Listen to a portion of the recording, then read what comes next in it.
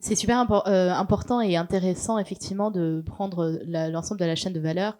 Après, là, se traite le sujet de la donnée, de la disponibilité de la donnée. C'est effectivement notre deuxième thématique. Si on regarde votre politique sur les exclusions fossiles, vous avez été notamment analysé par Reclaim Finance qui vous a attribué, on va dire, une bonne note, un très bon score même sur cette politique. Elle, parce qu'elle repose effectivement sur plusieurs critères, sur plusieurs, on l'a dit, à la fois sur des périmètres assez différents. Vous allez creuser le sujet et pas effectivement seulement fixer un seuil sans aller beaucoup plus loin. Comment vous avez choisi, sélectionné ces critères et comment vous avez déterminé notamment ces seuils? Alors c'est tout un débat, mais ce qu'il faut retenir, c'est que une politique, c'est que la partie qui sort de l'iceberg. C'est-à-dire qu'au moment où on l'a formalisé, il y a un travail qui est colossal, qui est fait en amont de ces politiques. D'abord sur les thématiques.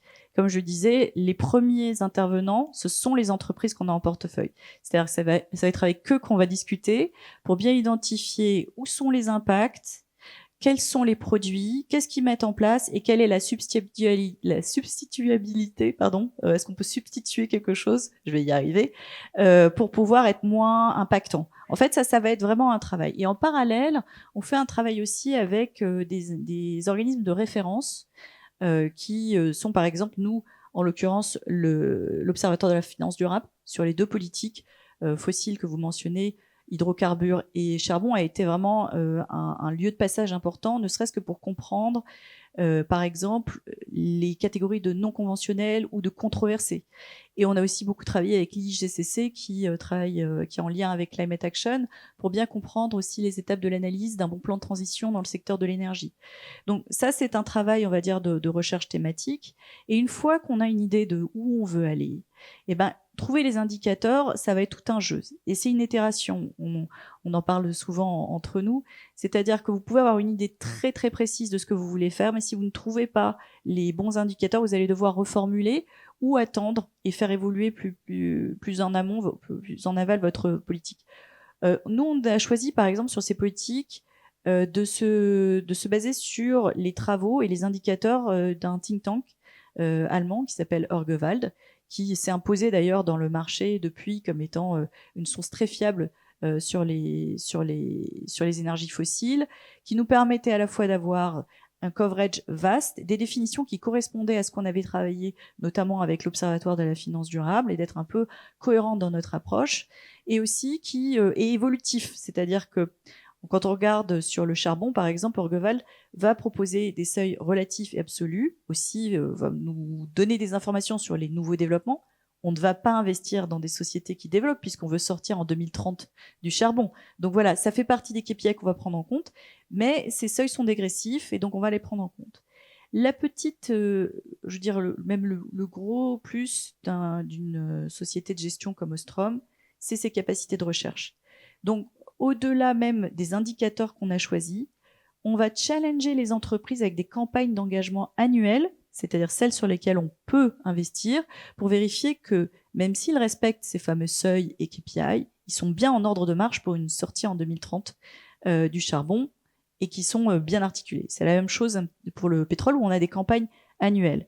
Donc, on va dire qu'en fait, tout ça est un tout et tout ça évolue et les disponibilités de données avec la CSRD vont probablement, dans le futur, nous ouvrir des nouvelles possibilités.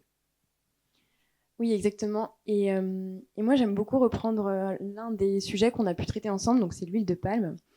C'est vrai que finalement, quand on regarde ce qui se passe sur la place, il y a beaucoup d'acteurs qui sont sur un type d'exclusion binaire. Donc, ils mettent en place un seuil sur le chiffre d'affaires et à partir de là, ils excluent ou pas. Et finalement, ça tend pas vraiment à pousser les acteurs vers de meilleures pratiques. Parce que, en fait, les sujets ne sont pas tout blanc ou tout noir. On a toujours du pour et du contre. Donc sur l'huile de palme, ça peut être tout simplement le fait que ce soit aussi une source de revenus très importante pour des petits producteurs, pour des sociétés qui sont dans l'extrême pauvreté.